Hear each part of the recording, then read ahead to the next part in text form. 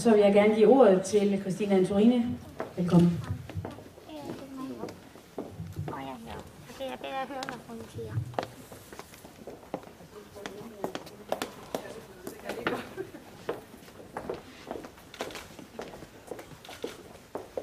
Tillykke med dette fantastiske sted. Lige nu har jeg kun set det udefra og fået lov til at gå af den røde løber, ligesom alle jer andre, og er i det her fællesrum, men et fællesrum er også et godt sted at starte. Fordi det er jo fællesrum også på uddannelsesmiljøer, der binder sammen. Det er der, hvor man har lyst til at møde dem, man holder af. Det er der, hvor man har lyst til at møde dem, man måske kunne tænke sig at lære lidt nærmere at kende. Det er der, hvor man kan arbejde sammen. Det er der, hvor der kan ske forskellige aktiviteter, om det er indvielser, kulturelle aktiviteter eller andet. Så det at have uddannelsesmødesteder er jo vigtigt, også helt konkret i nye steder som her. Og heldigvis er blevet lovet en rundvisning bagefter, så jeg kan se resten af det nye, der er her. Bestyrelsesformanden sagde, at Theodora Lang sikkert lå i sin grav og smilede. Det er jeg ikke i tvivl om, at det gør hun.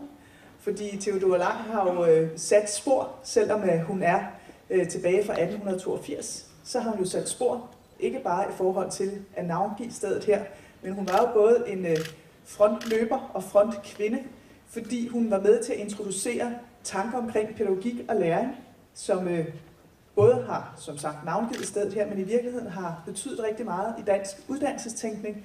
Fordi det, som Theodora Lang stod for, det var at tænke, det man skal have af teori, hvordan omsætter vi det i praksis, og hvordan tænker man anvendelsesorientering, og hvordan laver man så en pædagogik, som er god for meget forskellige børn. For ligesom tilbage i hendes tid, så er det også sådan i dag i forhold til børn og unge og voksne. Vi har mange forskellige baggrunde, meget forskellige erfaringer med os i bagagen, og uanset hvor vi kommer fra, skal vi have muligheden for at få en rigtig god uddannelse, der både bør gøre os dygtige, men som også giver os lyst til at lære igennem hele livet. Og det der med lysten til at lære igennem hele livet har jo været en rød tråd i dansk uddannelsestænkning i mange år derefter. Fordi lysten til at lære livet, hele livet skal selvfølgelig både være børn, når man starter i grundskolen, får lyst til at fortsætte med at gennemføre en ungdomsuddannelse, men det er også som voksen, hvis man har lyst til at skifte spor, eller få det uddannelse, man ikke nåede at få med sig i bagagen, at det kan man også få. Og det er jo nogle af de sløjfer, der bliver bundet ved at have et sted som her, som så ovenikøbet er blevet fusioneret, og dermed også for at berolige bestyrelsesformanden. Nej, jeg kunne nemlig godt høre det politiske budskab, der var. Vi har ikke nogen planer om hverken at tvangsfusionere, fordi det er der andre, der frygter, men det har I så valgt at gøre her. Vi har heller ikke nogen planer om at sige, at der på en bestemt måde, man skal lave uddannelsesmiljøer med voksne eller unge miljøer. Men vi synes nu, det er værd at huske på den historie, som der er lige præcis i forhold til VUC og HF. Fordi det har jo en meget, meget fin historie. Det er jo en af de i virkeligheden nyere uddannelsesveje, at man også fik den tanke, at det var vigtigt, at voksne, som ønskede at få en studieforberedende kompetence, at de også kunne få det. Og derfor så har HF i sin lange historie været kendetegnet ved at være faktisk ekstraordinært dygtig, sammenlignet med andre uddannelsesveje, til at give en studieforberedende kompetence til nogen, der ikke havde det med sig hjemmefra, eller i forhold til, hvordan deres arbejdsliv havde været. Så er det blevet sådan, som tiden går, og heldigvis for det uddannelse, de udvikler sig, at der er stadig flere unge, som ser mulighederne igennem at tage en enten 2-årig HF, tage enkeltfag eller tage det på VUC, samtidig med, at der stadig er de gode muligheder for voksne til også at være en del af livslang læring. Og tak for det. Tak for, at vi har HF og VUC, og tak for, at når der bliver bygget et sted som her, så det man jo viser, det er jo både, at der er rigtig mange unge og voksne, der gerne vil den her vej, men det er jo også en måde at vise respekt for vigtigheden at have et rigtig attraktivt uddannelsesmiljø. Det er vigtigt at udstråle den respekt for alle de elever og kursister, der er her. Det er vigtigt at udstråle den respekt for alle de dygtige medarbejdere, der er her. For det er jo sådan, at det, der gør, at der kommer nogle rigtig dygtige unge og voksne videre ud i samfundet og kommer i gang med en videre uddannelse. Så blev der også sagt, at ministeren var optaget af campustankegangen, og det er fuldstændig rigtigt. Og man må sige, at I har faktisk været gode til at fortælle om visionerne omkring Campus Bindslev Plads. Det er sådan, at jeg får presseklip, så jeg følger med i alt. Det skal I bare vide. Alt følger med. At sige, at Campus Bindslev Plads, det er ikke sjældent, det dukker op i mit presseklip. Og det kan jeg godt forstå, fordi det giver masser af mening, at man samarbejder på kryds og tværs. Og det er rigtigt, man behøver igen ikke absolut at bygge kæmpe mastodontbygninger, der rummer det hele. Man behøver heller ikke at fusionere det hele, men det er vigtigt, at man vil samarbejde med hinanden med udgangspunkt i de unge og de voksne, som skal have et rigtig godt læringsmiljø. Og det er jo det, der er det spændende ved Campus Bindslev Plads, som det her også bliver en del af. Det er, at det er jo både uddannelse, men det er også forenings-, fritids- og kulturliv, der slår pjalterne sammen i forhold til at tænke og lave et læringsmiljø, både det formelle og det uformelle.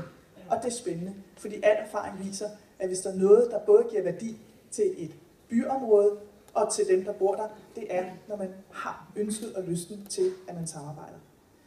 Så der er rigtig mange spændende ting, I har i gang her i Silkeborg, og indvielsen af de nye bygning her viser, hvad det er for et ambitionsniveau, der er. Det er højt. Tillykke med det. Det tror jeg, I får rigtig meget ud af.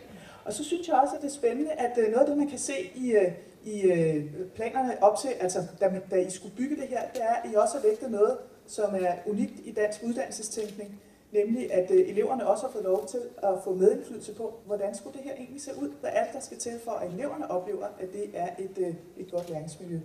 Og så skal det nemlig være. For det er også en del af en tradition, som er lidt særlig, som vi nogle gange glemmer.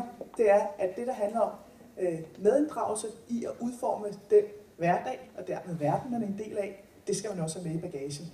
Fordi det handler også om demokratisk medborgerskab. Det udstråler stedet her.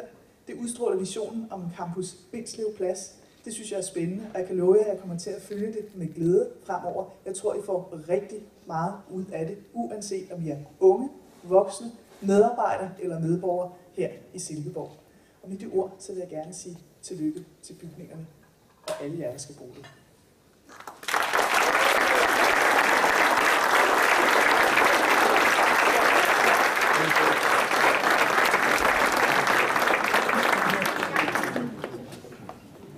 Vi har klippet den berømte snor. Har jeg nogle hjælpere her?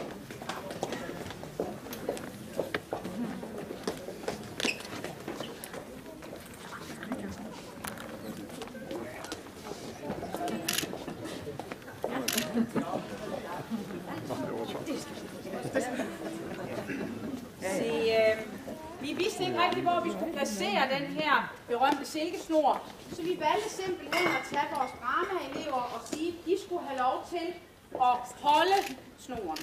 Men nu kan jeg jo se en mindre detalje mangler. Vi mangler nemlig saksen. Det har jeg. Det er måske lige lidt rigeligt. Du må gerne se en bagefter.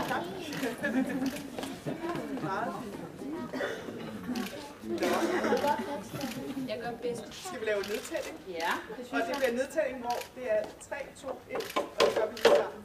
Så er alle med på nedtællingen? Ja. Tillykke til de nye bygninger. 3, 2, 1.